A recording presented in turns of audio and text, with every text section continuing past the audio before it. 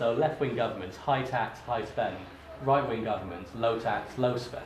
A-level politics at Hills Road Sixth Form College in Cambridge, and democracy is on the agenda. With the election just weeks away, these 16 and 17-year-olds won't get to vote, but they had, perhaps, a kinder view than many of the promises politicians might make. Politicians do break a lot of promises, but at the same time you've got to consider the circumstances they're in. You know, situations change and they might not be able to keep all their promises.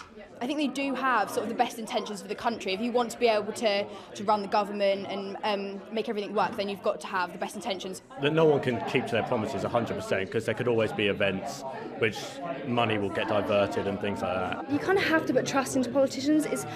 If you don't trust your government, then what can you trust? Cambridge is a key seat for the Liberal Democrats to defend. Many activists see the city as the jewel in their crown in the east of England, and they're hoping that today's manifesto pledge to spend £2.5 billion more than the other parties on education will win over voters here. From nursery right through to finishing sixth form or FE college, it's really important that we invest in that and make sure not only that we have the funding guaranteed, but also, for example, we have a guarantee of a qualified teacher in every single classroom, including nursery classrooms. It's really important we get everyone's education right so that they have the opportunity to get on in life.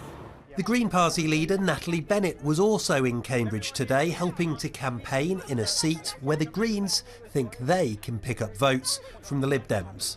For them, education policy is about more than hard cash. Extra money is great, but what they're not doing is tackling the way in which our education system has become focused on exams, teaching to the test, very narrow. What we need is an education for life, a broad education that also takes in cultural, broader education that children are simply missing out on at the moment. By the time of the next election, these teenagers will be in their early 20s and all will have the right to vote.